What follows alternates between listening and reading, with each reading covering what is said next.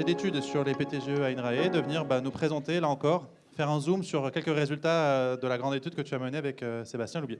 Ouais.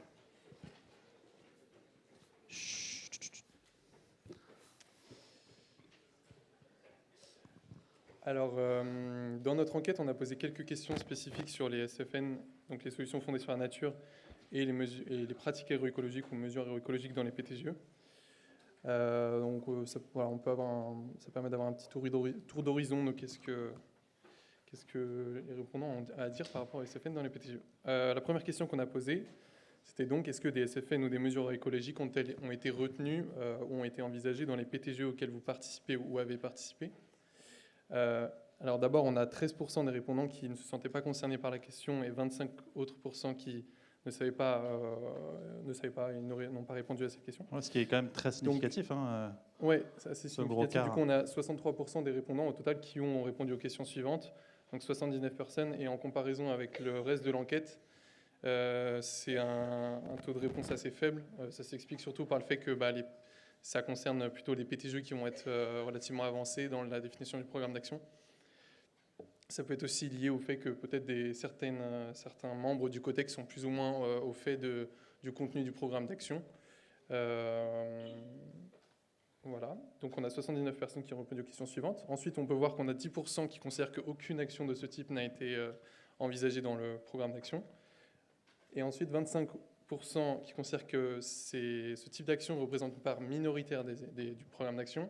Et 25 autres % qui considèrent que ça représente une part aussi importante que les autres types d'actions.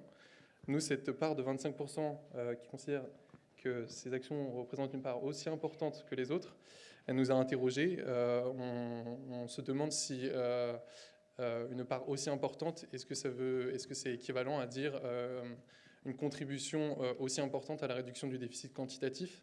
Donc là, on a aussi la notion de part dans notre question qui est trop floue, peut-être. On peut parler est-ce qu'on parle d'un nombre d'actions dans le programme total? Est-ce qu'on parle d'une part financière? Ou est-ce qu'on parle d'une contribution à la réduction du déficit quantitatif? Voilà, ça resterait à approfondir. Et on a 2 autres % qui considèrent qu'elle représente la majorité des actions aussi. Ensuite, on a posé une question ouverte où les répondants pouvaient nous indiquer quelles SFN ou mesures écologiques sont envisagées ou ont été retenues dans le programme d'action. On les a catégorisés en 2 grandes catégories, ce qui relève plutôt du génie écologique et des SFN, et ce qui va relever plutôt de mesures agroécologiques. La distinction et certaines actions peuvent se rapporter un peu à l'une comme à l'autre. Alors de manière générale aussi, tout ce qui est action de type génie écologique et SFN sont plus représentés dans les réponses que les mesures agroécologiques.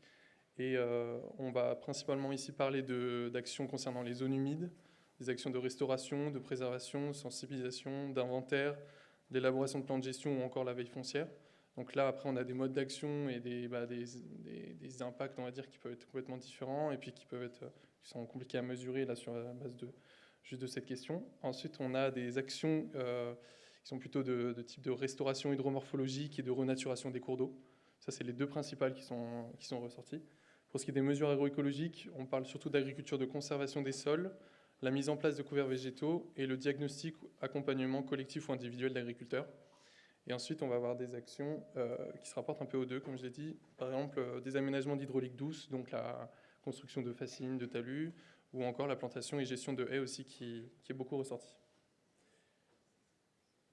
Là, je reviens sur la première question qu'on a posée sur la part que représente ce type d'action dans le programme d'action.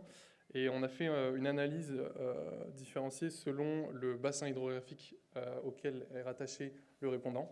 Et on a donc comparé les répondants rattachés au bassin Rhône-Méditerranée et les réponses des répondants rattachés à l'ensemble des autres bassins. Pourquoi ce choix méthodologique? Parce que donc on a une différence quand même historique entre ce bassin Rhône-Méditerranée et les autres, avec le développement et l'élaboration de PGRE historiquement. Donc oui, voilà, c'est la principale raison, le fait qu'en Rhône-Méditerranée, on a très majoritairement des projets qui étaient des PGRE initialement. Et simplement ce qu'on peut observer là sur ce graphique, c'est une légère tendance pour les répondants rattachés au bassin Rhône-Méditerranée à considérer que ces actions représentent une part minoritaire des programmes d'action. Pour nous, ce que ça traduit, c'est simplement le fait que le dispositif PTGE, il évolue avec le temps. Il reconsidère certains enjeux, parce qu'on a des enjeux qui sont très complexes et qui sont multiples, et très systémiques. Donc peut-être que voilà, pour nous, ça traduit simplement le fait que le PTGE évolue, le cadre, il est repensé. Et puis, on passe d'actions peut-être plus centrées sur la ressource, avec des actions, on va dire, rapides de restauration de la ressource, à des actions peut-être plus stratégiques et plus long terme avec les solutions fondées sur la nature. On peut imaginer ce type de raisonnement.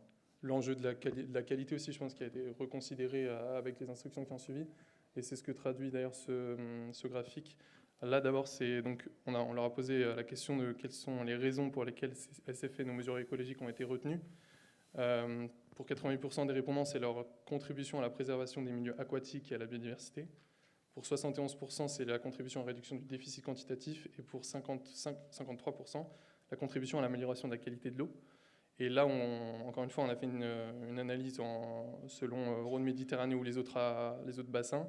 Et les répondants rattachés à Rhône Méditerranée ont moitié moins sélectionné la contribution à l'amélioration de la qualité de l'eau, ce qui peut traduire le fait que voilà, cet enjeu a été reconsidéré plus tard avec le temps. Et aussi ont moitié moins sélectionné l'accès à des financements spécifiques ou incitatifs. Donc aussi, on a potentiellement une évolution des cadres de financement des agences de l'eau. Ça peut traduire ça aussi. Voilà pour ce qui est des questions sur la SFN. Merci. Merci à toi, Noah.